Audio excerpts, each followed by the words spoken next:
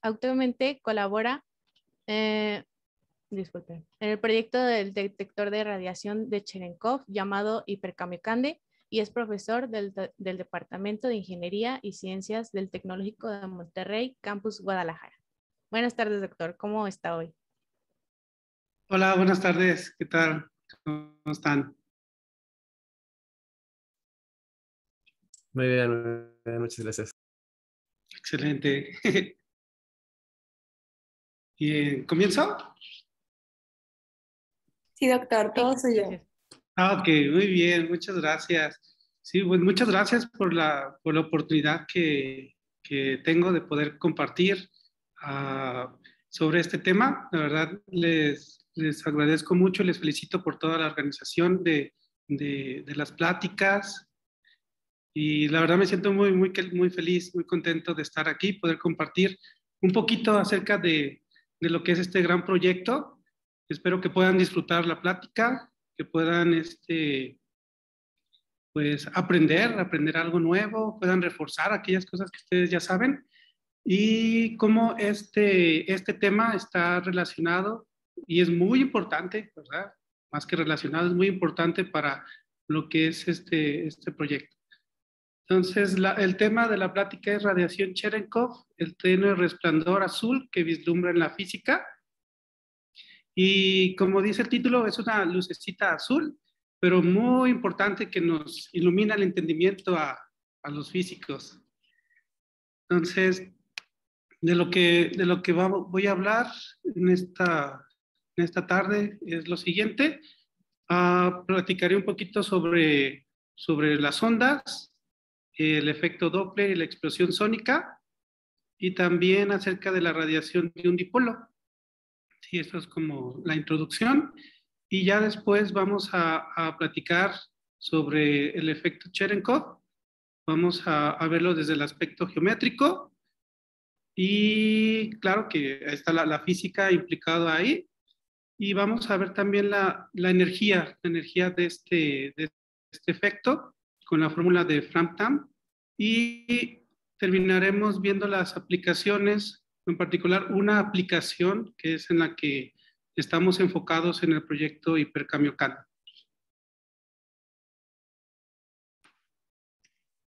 Muy bien, entonces voy a empezar hablando un poquito de lo que son las ondas. Bien, una onda es una perturbación que viaja en el espacio, ¿sí? A través del espacio. Aquí viene una formulita. Durante la plática habrá algunas formulitas, ¿sí? Solo para representar pues la física, ¿verdad? Entonces, esta ecuación que viene aquí representa una onda. Y bueno, estas ondas se generan debido a una perturbación, una fuerza. Por ejemplo, si ustedes tienen una cuerda y esta cuerda la empiezan a oscilar, tienen ahí una fuerza que hace que oscile, esta perturbación se va a propagar a través de la cuerda. ¿Sí? Entonces, como vemos aquí la niña, se empieza a propagar esta oscilación y se propaga con una velocidad que llamamos velocidad de propagación, ¿sí? Entonces se empieza a propagar esta energía. El tamaño del chipotito le llamamos amplitud, que es esta A. R, pues es la posición, y este vectorcito K me dice hacia dónde se dirige esta propagación de la energía. La omega es la frecuencia angular, son el número de oscilaciones en 2 pi segundos, y esta letra phi es una fase.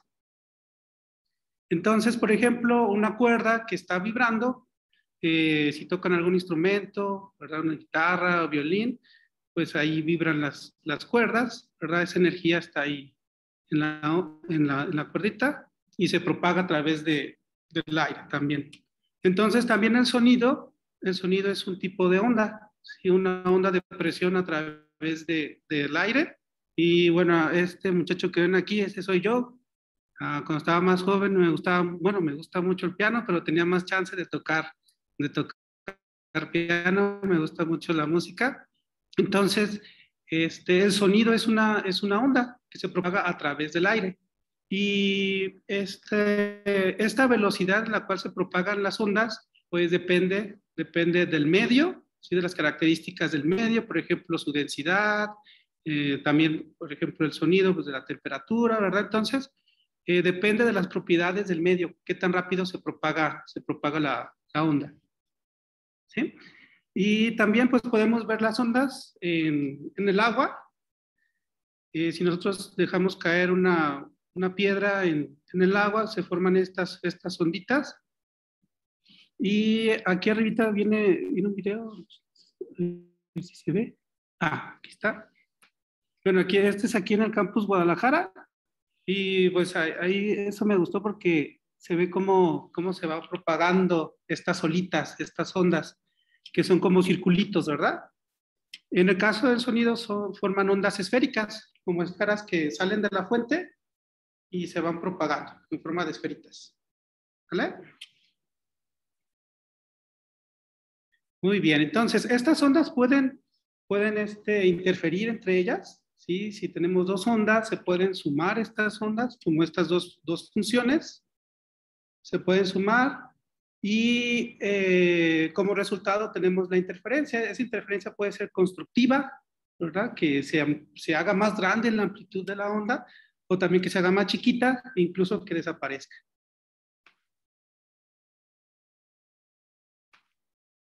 Y bueno, hay un fenómeno muy interesante, muy llamativo, que es el efecto Doppler. Todos nosotros nos hemos dado cuenta cuando hay una ambulancia o pasa un tren que está pitando, podemos darnos cuenta que el sonido cuando se acerca a la ambulancia es diferente que cuando se aleja de nosotros. Entonces, para analizar este efecto Doppler, primero en el lado izquierdo tengo una fuente de onda, puede ser una bocina, puede ser ondas en el agua, ¿sí? Entonces tengo aquí una fuente representada por esta crucecita y esta fuente está estacionaria. Entonces está emanando ondas, ¿sí? Están saliendo ondas de la fuente y estas ondas se propagan con una velocidad que le puse velocidad de propagación, velocidad sub p. Entonces está propagando. Pero ¿qué pasa si esta fuente empieza a moverse, movimiento relativo respecto a las ondas? Entonces supongamos que la onda empieza a moverse, perdón, que la fuente empieza a moverse a la derecha y sigue emitiendo señales, sigue emitiendo sonido. Entonces lo que va a pasar que si se mueve a la derecha, estas ondas, como tienen una velocidad fija para viajar, que es la velocidad de propagación, la fuente las va a ir apachurrando, ¿verdad? Va a ir alcanzando, se va a ir moviendo la fuente y va a ir alcanzando estos frentes de onda. Entonces, del lado derecho, estos frentes de onda se van a ir apachurrando, se van a ir juntando y del lado izquierdo se van a ir separando. Este efecto da el cambio en la frecuencia de los sonidos. ¿Sí? Por ejemplo, si están apachurrando, aquí aumenta la frecuencia, se van alejando, disminuye. ¿Sí? Entonces, por eso, si se va acercando, se escucha más agudo, ¿verdad? Si se acerca a nosotros, si se va alejando, se escucha más grave. ¿Y qué pasa si la velocidad de la fuente es igual a la velocidad de propagación de la onda? Entonces, aquí en este tercer dibujito, la velocidad de la fuente es igual que la velocidad de propagación. Entonces, la fuente se va moviendo a la misma velocidad con la que van viajando las ondas. Entonces, la fuente alcanza a las ondas. ¿Sí? Entonces, aquí podemos ver que la fuente, como va a la misma velocidad, las alcanza. Entonces, todas estas ondas se están agrupando aquí, apachurrando. Y cuando se juntan estos frentes de ondas, generamos la interferencia. Entonces, al haber esa interferencia, ahí ya podemos tener como una superposición de ondas, se va creciendo la amplitud en esta región pequeñita. ¿Sí? Y ahora, el caso extremo y que es muy llamativo, es cuando la fuente se mueve más rápido que la velocidad de las ondas.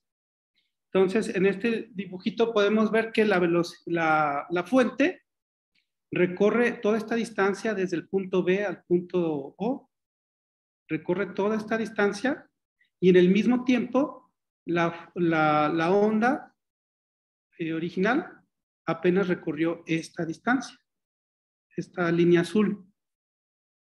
¿Sí? Entonces, apenas la onda va acá en la línea azul, apenas lleva esta distancia recorrida, cuando la fuente ya está hasta acá. Y como la fuente sigue produciendo ondas, se forma esta superposición de ondas. Y tenemos lo que se llama el cono Mach.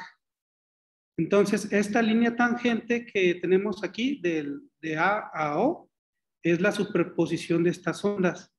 Y es lo que le llamamos frente de onda.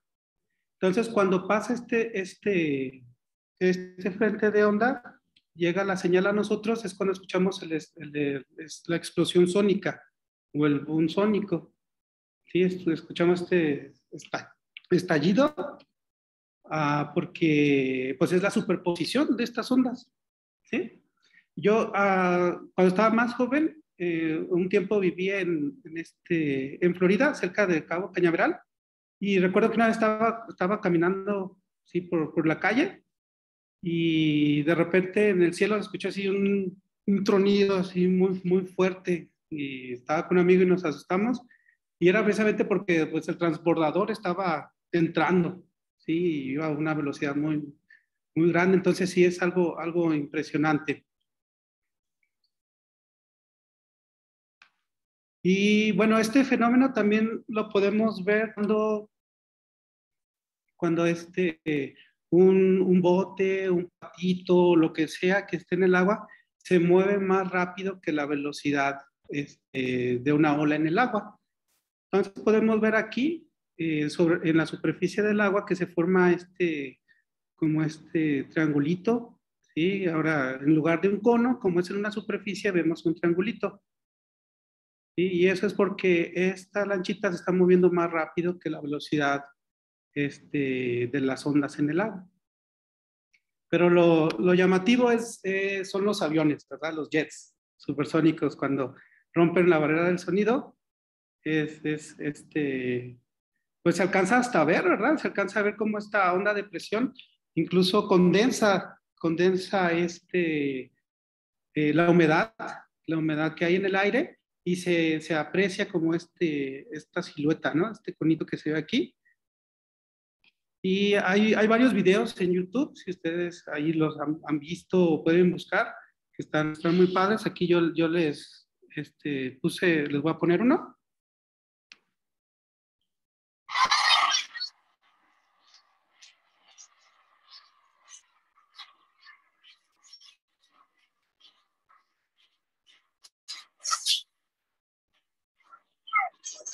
Y ahí el avión, les movía todas sus sombrillas y los bonitas. Aquí ya se alcanza a apreciar, ¿no?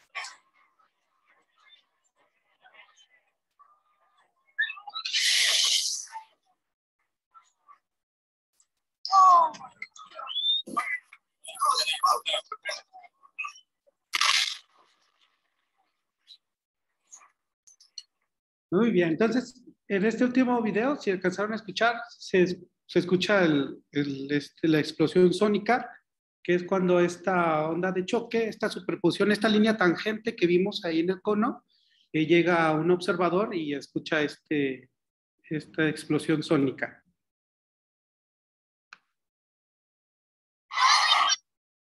Ok, muy bien, entonces ahora vamos a platicar un poquito en cuanto a lo que son las ondas electromagnéticas, cómo se generan estas estas ondas. Ahorita ya vimos lo que son las ondas mecánicas, ondas que se transmiten a través de un medio, por ejemplo, una cuerda, el agua, en el aire, ¿verdad? El sonido.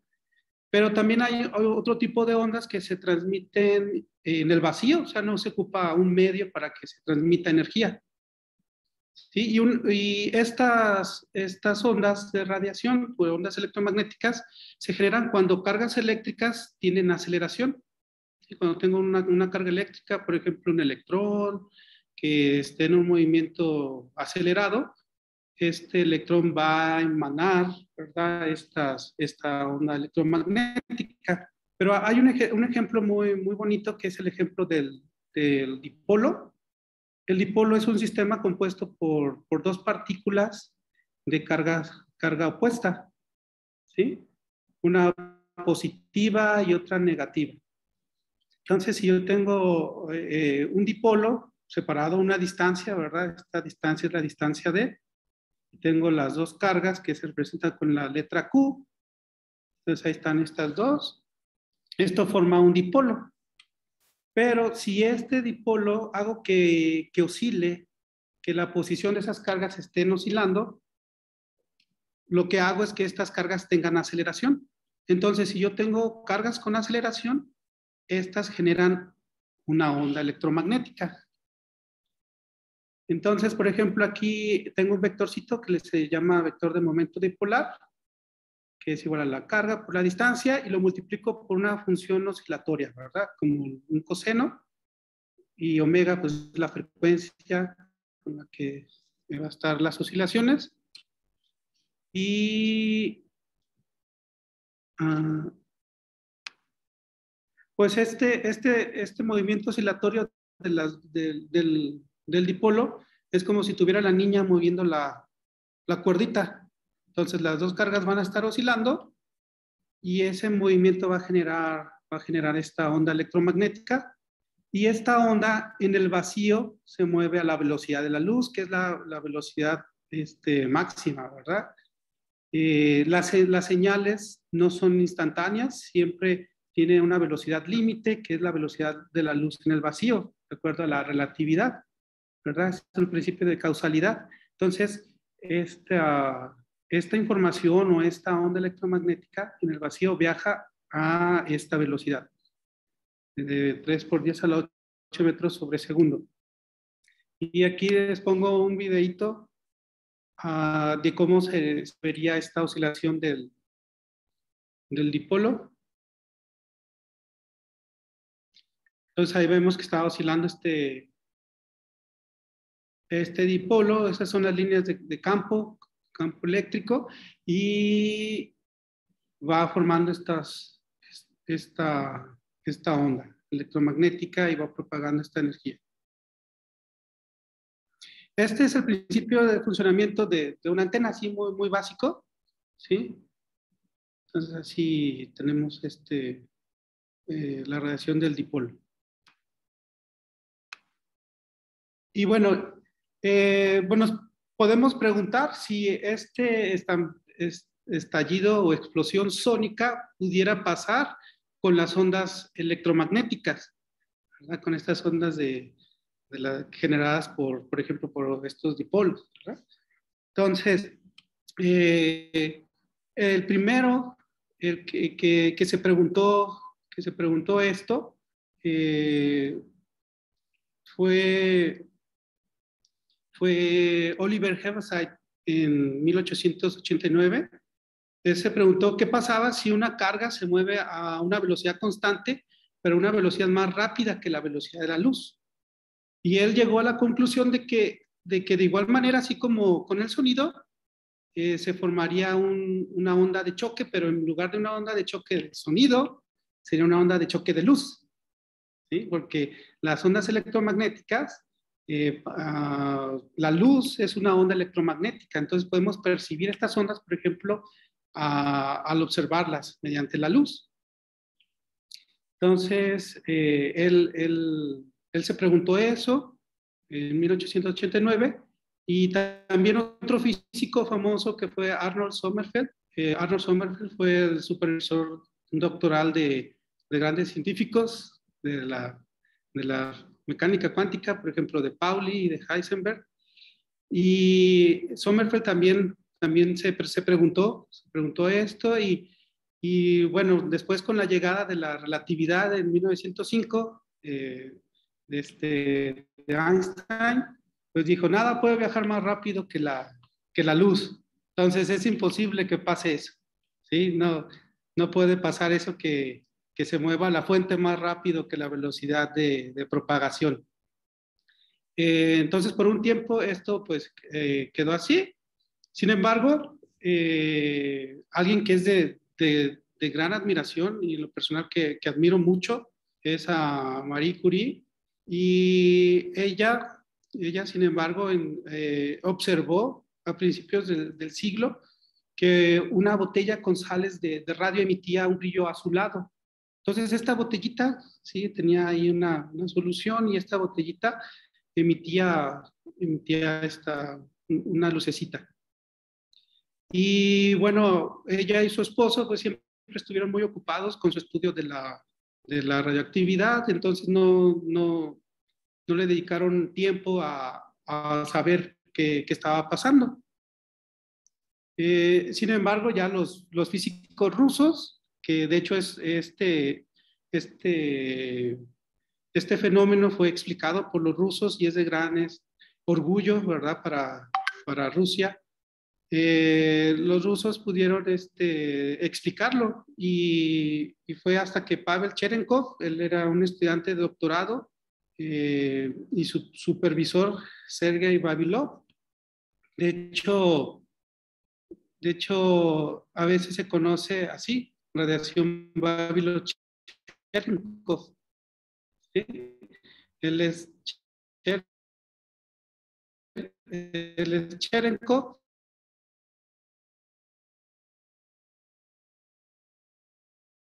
Fue el que le comentó a su supervisor sobre este fenómeno que habían observado también anteriormente, el matrimonio de Curie, y empezó a experimentar. Su asesor Vavilov pues le dijo adelante, y empezaron empezó Cherenkov a experimentar, a estudiar esta lucecita azul. Y después otros compañeros, que fue Igor Frank y Ilya Tam, aquí está Frank y Tam, ellos se unieron y trabajaron en la descripción analítica, en la descripción así de las ecuaciones. Cherenkov se dedicó más a las mediciones, a la parte experimental, y ellos demostraron que una carga, al moverse más rápido que la velocidad de la luz en el medio, puede generar o puede emitir, ¿verdad?, radiación. Siempre en algún medio, ¿verdad?, un medio transparente, por ejemplo, el agua, el hielo, el vidrio, la velocidad de la luz es más lenta que en el vacío. Bien. Entonces, eso ya es ventaja, porque podemos hacer que la luz viaje más lento. Sin embargo, las partículas cargadas, ellas sí tienen libertad de moverse más rápido, ¿sí? A pesar de que el medio transparente tenga esa limitante, que la luz no pueda viajar a la velocidad de la luz en el vacío. Sin embargo, las partículas sí pueden viajar más rápido. Entonces, esto lo pudieron demostrar. Y vamos a ver aquí esta descripción cualitativa, qué es lo que pasa. Al igual que vimos hace rato con el sonido, aquí tenemos una carga que se está moviendo dentro de un medio dieléctrico, un medio transparente. Entonces, tenemos una carga que se está moviendo en ese medio, y tenemos aquí estas señales, estas ondas, ¿verdad?, que sería su campo ahí electromagnético de esa carga. Entonces, estas señales viajan a cierta velocidad. Esa velocidad de propagación yo le puse con la letra U, esta que está aquí abajo. Entonces, estas señales viajan a la velocidad U, y la carga viaja a la velocidad V. El índice de refracción es esta letra N minúscula, me dice la relación entre la velocidad de la luz en el vacío y la velocidad de la luz en el medio. ¿Sí? Ese es el índice de refracción. Entonces, en el vacío, pues el índice de refracción es 1, y como la velocidad de la luz en el medio es más chiquita, el índice de refracción siempre es mayor a 1. Entonces, aquí tenemos este numerito que definimos como índice de refracción, y esta beta, este es factor de Lorentz, es la velocidad de la partícula entre la velocidad de la luz. Y esto me puede dar como más o menos como ahí la porcentaje de cómo es la velocidad de la partícula respecto a la velocidad de la luz. Entonces, de igual manera, estas ondas se van superponiendo, se genera este frente de onda, y este frente de onda viaja en cierta dirección. Entonces, conforme se va moviendo la partícula, este frente de onda viaja de manera perpendicular a esta línea tangente. Entonces, es importante definir la dirección de este frente de onda. ¿Sí? Estos vectorcitos pues, dicen hacia dónde va el frente de onda. Y esa dirección me la da este ángulo que se llama ángulo de Cherenkov, θ sub c. ¿Sí? Este de aquí. Entonces, vamos a encontrar la dirección de este frente de onda, de esta señal. Entonces, primero pues definimos aquí estos catetos, bueno, este cateto, y esta es la hipotenusa. Entonces, este cateto va a estar dado por la distancia que ha recorrido la señal, y esta hipotenusa va a estar dada por la distancia que ha recorrido la carga en el mismo tiempo. Entonces, yo de ahí puedo usar una función trigonométrica, por ejemplo, el coseno del ángulo es el cateto adyacente sobre hipotenusa, y pongo ahí lo que vale cada cateto, esas distancias, bueno, lo que vale el cateto y la hipotenusa. Y con las formulitas que tengo acá, que yo definí de índice de refracción y el parámetro beta, lo sustituyo y llego a esta formulita, que esa formulita es muy importante, porque a partir de esta formulita puedo encontrar la dirección hacia donde va esta señal, esta lucecita. ¿Sí? Entonces, estas ondas, estas señales entran en fase, hay una interferencia constructiva y ya se va ahí la señal. Bien, pero ¿qué pasa en el dieléctrico? ¿Qué está pasando en el medio por el cual se está viajando la partícula con carga? Entonces, vamos a tomar el ejemplo del agua, ¿sí? Un medio ahí eléctrico, transparente. Entonces, estas moléculas de agua se comportan como dipolitos, ¿verdad? Entonces, si yo tengo una carga, por ejemplo, un electrón, tengo este puntito azul, supongamos que es un electrón, y este electrón se está moviendo hacia la derecha a una velocidad menor que la velocidad de propagación en el medio. Entonces, ¿qué va a pasar? Que el campo eléctrico de este electrón va a polarizar, el entorno va a polarizar a estas moléculas. Entonces, la parte positiva de las moléculas se van a ver atraídas hacia el electrón y hay una polarización. ¿Vale? Pero como se está moviendo a la derecha, esta polarización es de forma radial, entonces el campo de polarización se cancela. ¿Sí? Por ejemplo, aquí yo puedo ver este dipolito, que es positivo o negativo, y abajo está al revés, ¿verdad? Entonces, al momento de que esté viajando este electrón, estos dipolitos pues vuelven a su posición original, pero el campo se cancela, ¿sí? Por la simetría radial que aquí está. Entonces se cancela. Aun cuando hay un torque o un giro en esas moléculas, giran, pero al final el campo se cancela. ¿Sí? Ahora, supongamos que ahora la carga se mueve más rápido que la velocidad de propagación.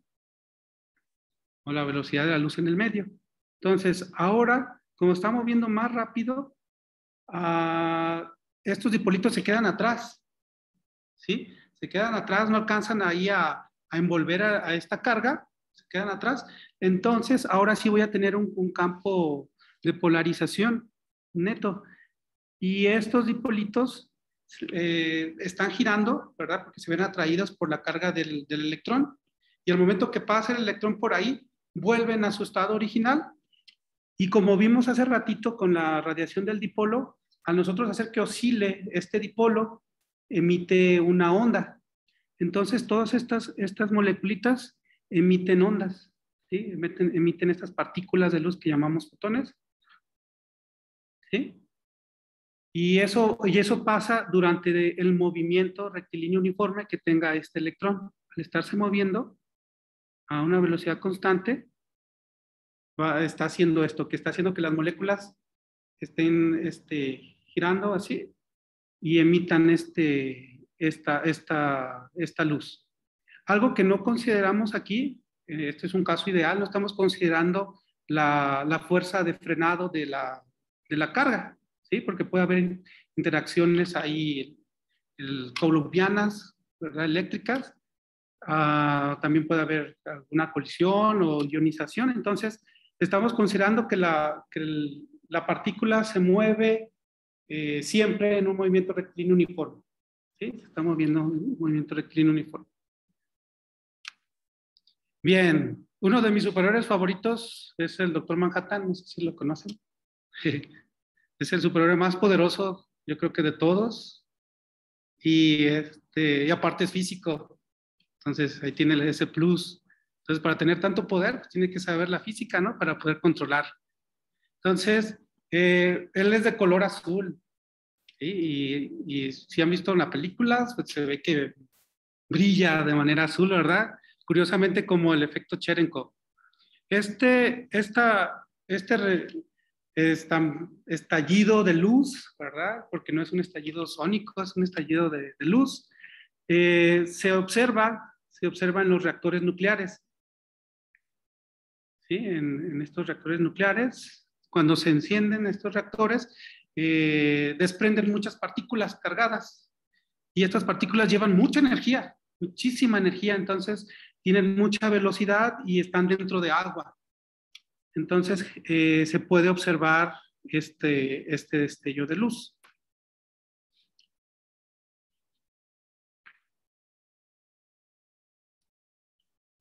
Entonces ahí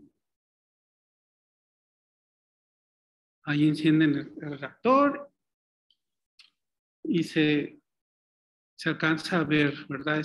Esta lucecita, no hay focos ahí, no hay lucecitas de Navidad azul que estén ahí bajo el agua, sino que es simplemente el agua que está brillando ahí por estas partículas que están moviendo más rápido que la velocidad de la luz en el agua. Y entonces, ahí podemos ver, es algo muy, muy bonito. De hecho, se utiliza para poder ver también cómo está el combustible nuclear, ¿verdad? Cuánta luz se está emanando el reactor. Entonces ahí se puede observar.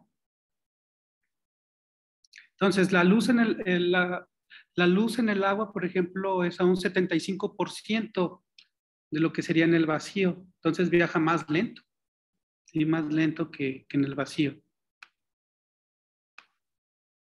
Muy bien. Entonces, ahorita vamos a explicar lo que corresponde a la energía que se emite, ¿verdad? A través de este efecto Cherenkov. Y es donde los compañeros de Cherenkov tuvieron su gran aportación. Ellos querían estudiar pues, la intensidad con la que se emana esta radiación. Y bueno, aquí ellos llegaron a esta formulita, ¿sí? De la energía. Esta es la frecuencia, L es la distancia, ¿verdad? Que recorre y todo eso. Entonces, esta integral pues diverge, pero el índice de refracción en los medios dispersos, ¿verdad? Que hay dispersión, este índice de refracción también puede depender de la frecuencia, entonces ahí no hay problema con la integración. Entonces, algo que es muy importante de esto es que podemos escribir la energía en términos del número de fotones, ¿sí? El número de estas partículas de luz. Entonces, escribimos la energía en términos del número de fotones y pasamos la distancia para acá y cambiamos la frecuencia angular, la escribimos en términos de longitud de onda y obtenemos esta formulita. Esta formulita es muy importante porque podemos ver pues, que la energía, ¿verdad? de este destello depende, ¿verdad? Puede depender de la longitud de onda de esta manera, 1 sobre lambda al cuadrado. Entonces, de ahí podemos ver que el máximo o la máxima intensidad de este resplandor está en el ultravioleta, el violeta y el azul, ¿verdad? Por ahí. Entonces, nosotros somos más sensibles al azul, entonces, por ejemplo, azul, ¿sí? Pero también está en el ultravioleta. Sí es un espectro continuo, o sea, sí tiene todos los colorcitos, pero el que gana más pues, es el azul, ¿vale? Y bueno, si nosotros integramos esta formulita, la integramos respecto a la longitud de onda, podemos llegar a esta fórmula que me dice cuántos fotones se emanan respecto a la distancia que recorre la carga, ¿sí? Que se lo puse en el eje Z. Entonces, al momento de integrar, pues tengo que definir los límites de integración, que es en estas dos longitudes de onda. Estas longitudes de onda yo las puedo definir en cierto rango que yo pueda observar. Por ejemplo, lo puedo definir en el espectro visible, ¿sí? entre ese rango, o lo puedo definir entre la sensibilidad de mi sensor, ¿sí? Entre qué longitudes de onda puede detectar mi sensor. Y aquí, pues, sustituyendo lo que es el ángulo de Cherenkov, este coseno de teta, lo puedo poner aquí, y me queda coseno cuadrado de teta, y ya la formulita final queda con el seno cuadrado. Como es un medio disperso, o sea que para diferentes frecuencias hay diferente dirección, ¿verdad? Entonces ahí se podría ver así, pero el que se nota más es el azul. Y bueno, algo que es impresionante de esto y que me llama mucho la atención es de que todo empezó con una botellita, ¿verdad? Una botellita que tenía un resplandor así, o un resplandor así azul muy tenue. Sin embargo, este efecto Cherenkov es muy importante porque nos ayuda a detectar partículas. Y en particular, una de ellas que es el neutrino, ¿sí? El neutrino es una partícula muy pequeñita, con una masa extremadamente chiquita, muy, muy, muy chiquita. No tiene carga eléctrica y su interacción con la materia pues es muy, muy rara, ¿verdad? Tiene una sección eficaz muy chiquita, entonces su probabilidad de interactuar con la materia es muy, muy pequeñita. ¿Sale?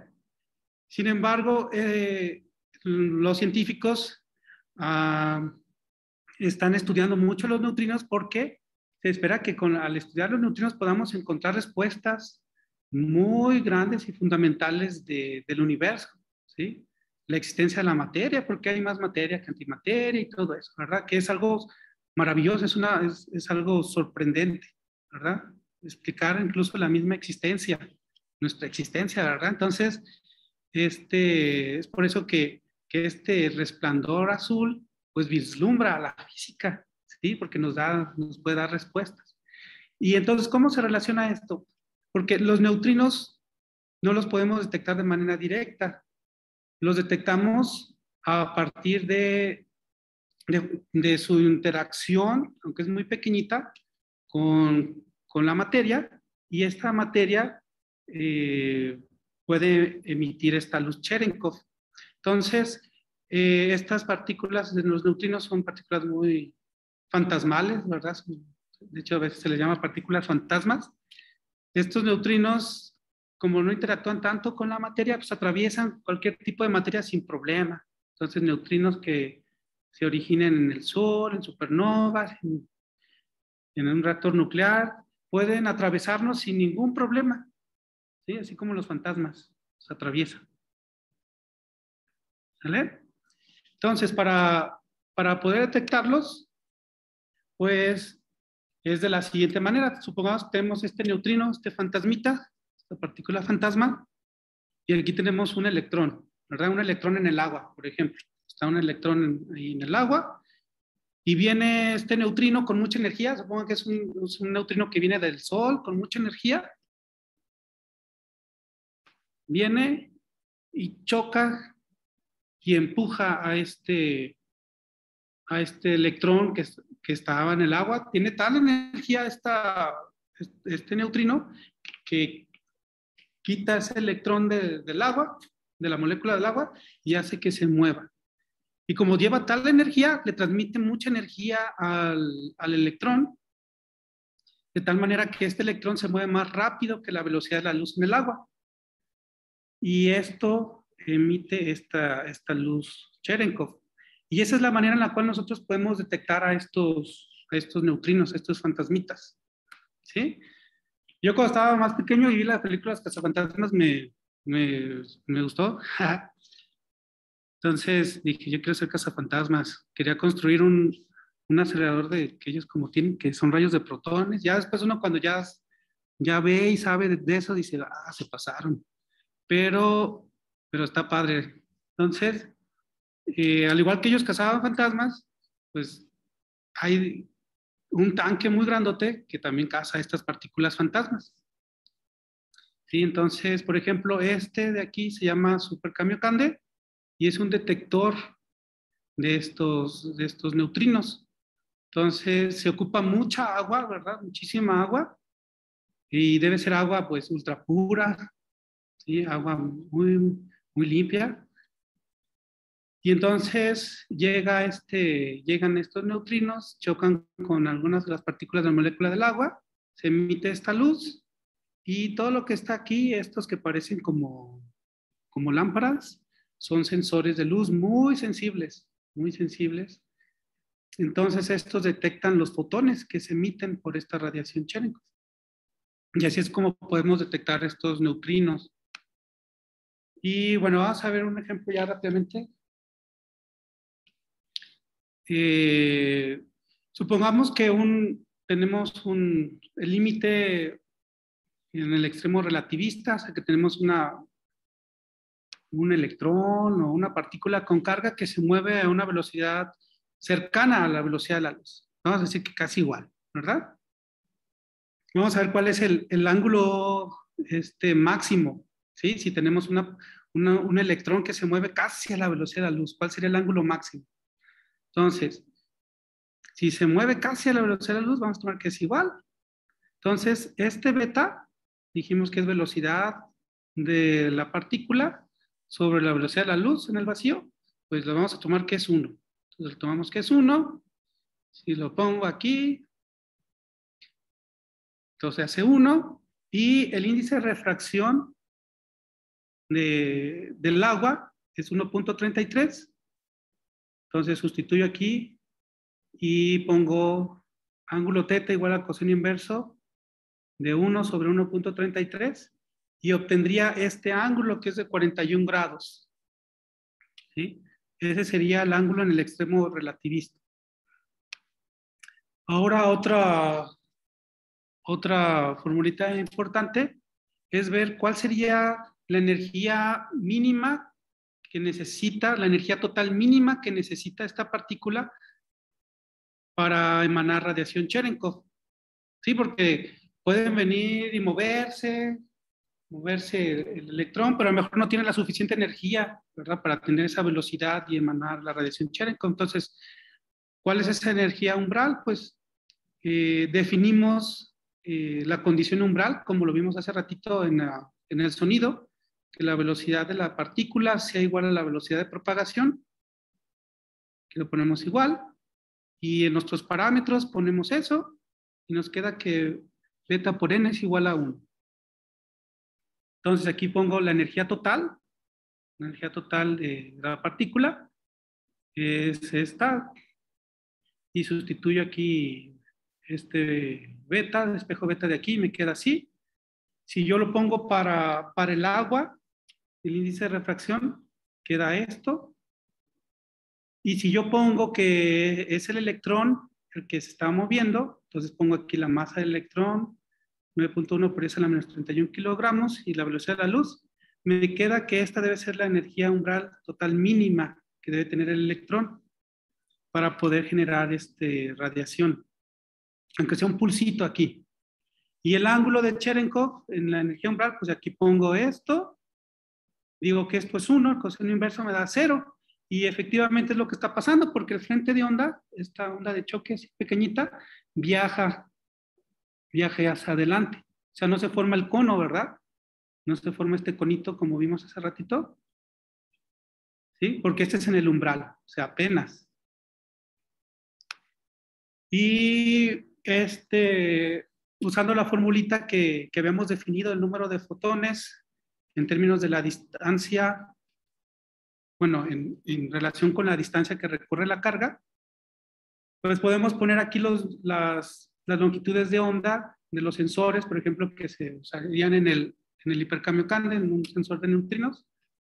Ponemos eso y lo ponemos en el extremo relativista, ¿sí? Beta aproximadamente 1, tenemos el ángulo de 41 grados, sustituyo aquí y esto me dice que desprendería o emanaría 341 fotones por centímetro, o sea que por cada centímetro emite 340 fotones. Entonces, estos fotones se van propagando por el medio y llegan aquí donde están estos sensores de luz, como estos foquitos, pero que en realidad son sensores de luz. Y dependiendo de la intensidad, del número de fotones, podemos conocer, ¿verdad?, la energía. También algo importante es que se tiene que considerar es la transparencia del agua, ¿sí?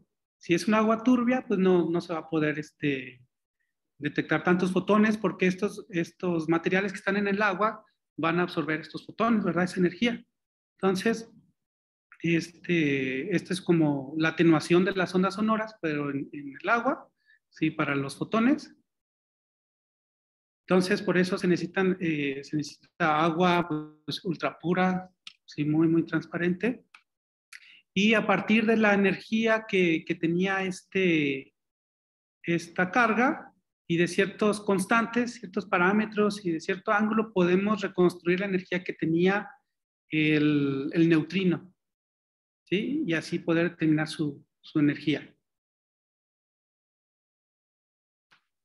Y ya para terminar les voy a poner una simulación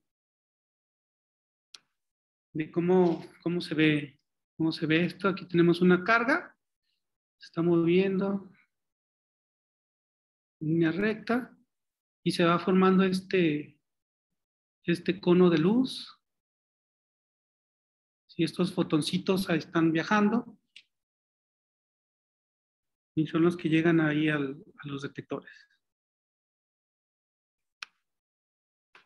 Muy bien, pues muchas gracias. Muchas gracias por su atención, por su tiempo. Muchas gracias a usted, doctor. Estuvo súper interesante su plática. Vamos a pasar a la sesión de preguntas y respuestas. Entonces, ya tengo aquí 2 preguntas por el chat. Si tienen cualquier otra pregunta, pueden levantar la mano y ya les vamos a dar el espacio para que puedan hacer la pregunta abriendo su micrófono, o si quieren me lo pueden mandar a mí por el chat y yo se las puedo preguntar al doctor.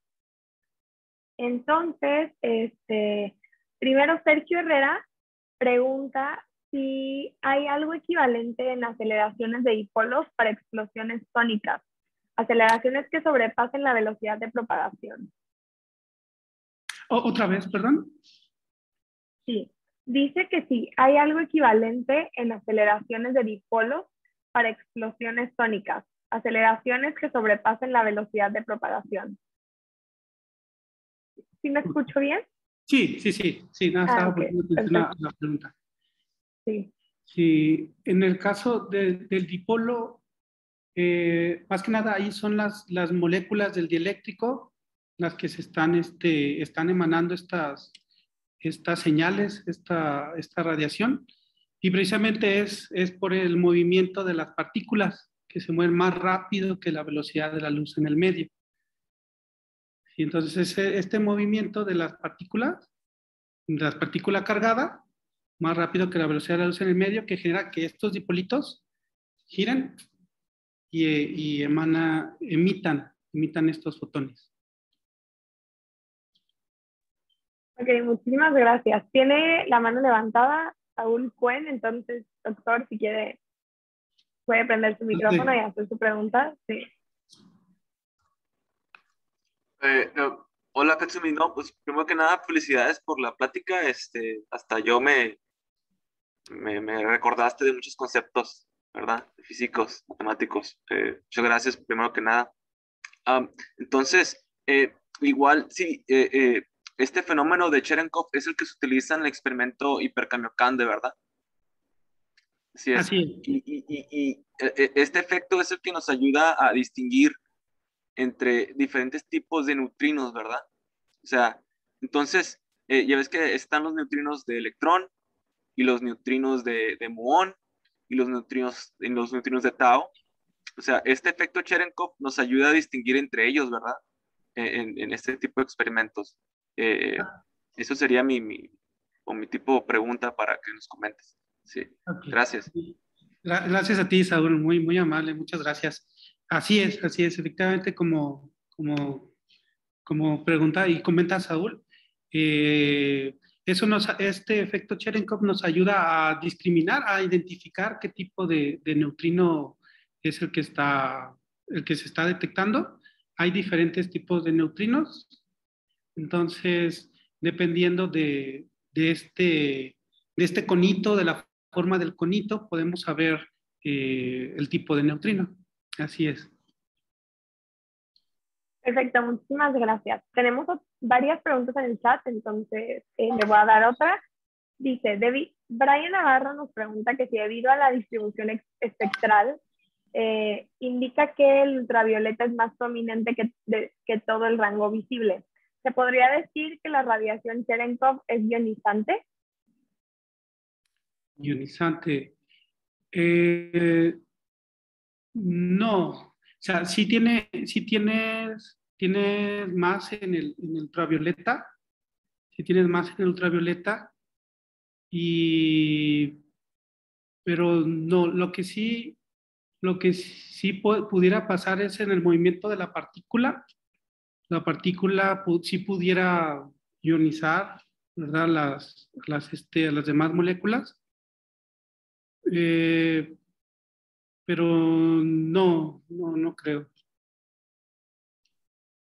Ok, muchas gracias. En la transmisión de Facebook, Gabriel Romo nos pregunta que cuál sería la diferencia o semejanza entre un detector de Cherenkov y un detector de neutrinos utilizado para tomar tomografías precisamente de neutrinos. Esa pregunta sí no tengo el conocimiento de cómo funciona una tomografía, pero a lo mejor yo creo que ha de ser el mismo principio. Los neutrinos pues los podemos detectar de esta manera, ¿sí? De una manera indirecta a través de la radiación Cherenkov. Entonces, si es detectar estos neutrinos, entonces yo creo que sí podríamos detectarlos de la misma manera. Ok, muchas gracias. Igual recuerden que va a haber más conferencias acerca de esto, entonces tal vez podemos ir complementando algunas cosas a través de las pláticas que tengamos. Sergio Pérez nos pregunta que si podría repetir por qué la luz de la radiación Cherenkov es de color azul. Entiende que tiene que ver con la energía del electrón golpeado en el agua y su longitud de onda, pero honestamente no quedó tan claro. Ok, muy bien. Sí, la energía depende de la frecuencia. Entonces, a mayor frecuencia vas a tener más intensidad. Entonces, hablando de energía, hablemos en cuanto a la intensidad con la que vemos la luz. Entonces, en el espectro podemos ver que el azul es el que tiene más, el que predomina más. Esa frecuencia es la que predomina más, porque la energía depende de la frecuencia. Sin embargo, sí tenemos los otros colorcitos, ¿verdad? Las otras frecuencias, pero están más chiquitas porque su frecuencia es más pequeña. Entonces, es como si fuera un color que sí tiene de todos los demás colorcitos, pero como la frecuencia del azul es más, es la que se nota más. Sí, es básicamente porque la intensidad depende de la frecuencia. O en su defecto, si lo pones en términos de la longitud de onda, la longitud de onda estaría en el denominador. Y ahí sería más chiquita la longitud de onda, que es el color azul. Ok, muchas gracias. Pedro Cervantes pregunta si hay algún estudio de radiación de Cherenkov de antimateria a través de supersimetrías con neutrinos. Sí, de hecho parte del estudio que creo que, bueno, más adelante en la serie de pláticas se va a abordar para estudiar todo esto, para presentar todo lo que conlleva el proyecto Hipercambio Cande. Es uno de los objetivos el poder estudiar la diferencia entre los neutrinos y los antineutrinos y poder a partir de ahí determinar por qué hay más materia que antimateria. Pero sí, ese es uno de los objetivos, el poder estudiar esto, lo que es por qué ganó más la materia que la antimateria. Ok, muchas gracias. Nos dice Octavio Hernández que el INAO cuenta en la Sierra Negra con un observatorio de rayos gamma HAWC, HAWC, basado en el efecto Cherenkov. ¿Qué tipo de información es la que puede accederse con este tipo de observatorio? Bien, ahí creo que detectan la radiación gamma, entonces ahí es igual, es el mismo efecto, o sea, se estudia igual a partir de la radiación Cherenkov, pero ahí no se estudian los neutrinos, sino más bien la radiación gamma. Entonces esta radiación gamma pues puede producir pares, ¿verdad? Electrón y positrón, y estas cargas pues pueden moverse más rápido que la velocidad de la luz en el agua. Ok, gracias. Mateo Márquez pregunta qué otro tipo de partículas pueden detectarse mediante esta radiación Cherenkov y si puede determinarse la trayectoria de la partícula que incide sobre la piscina. Sí se puede detectar, bueno, determinar la trayectoria, de dónde vino, ¿sí? De dónde vino, su energía, y pues se puede detectar cualquier tipo de partículas, ¿sí? Que tengan carga, ¿sí? Por ejemplo, partículas alfa o electrones, ¿verdad? Entonces, podemos detectar esos tipos de partículas, los neutrinos, rayos gamma, entonces sí, se pueden detectar varias partículas. Perfecto, vamos a una última pregunta de Octavio Hernández. Dice que ¿cuál sería la diferencia de este observatorio con otro tipo de proyectos? Por ejemplo, con el, Hipercambio Cande, que trata de probar este último proyecto. Ok, muy bien, esa es muy buena pregunta. Sin duda, este proyecto nos emociona bastante y la verdad estoy muy emocionado y muy agradecido por su interés, la verdad, en este gran proyecto. Y más adelante, dentro de las pláticas, se va a profundizar un poco más en cuanto a lo que es este detector. Con la plática del doctor Saúl, él va a compartirnos un poco más acerca de cómo funciona, cómo es la detección, ¿verdad? De estas partículas, lo impresionante que es este detector, bueno, que va a ser, ¿verdad? Ya tenemos está el supercambio Cande, pero lo impresionante que será el hipercambio Cande.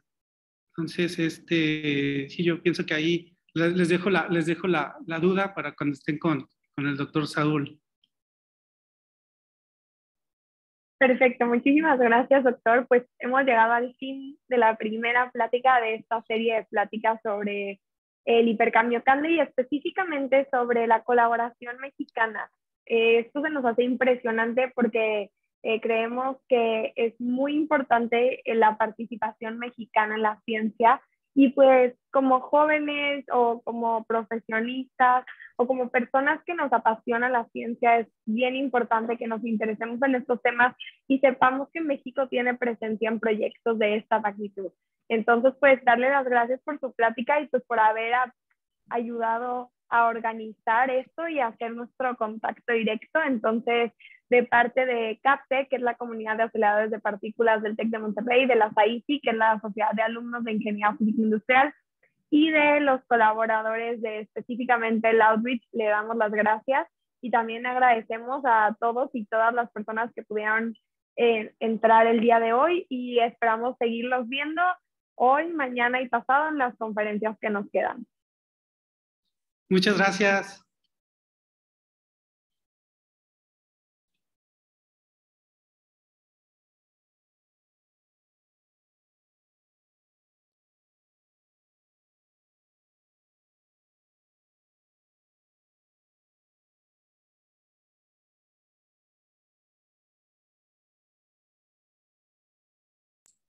Muchas gracias, doctor. Igual, ya no es necesario compartir la pantalla. Ya también finalizó la transmisión en Facebook.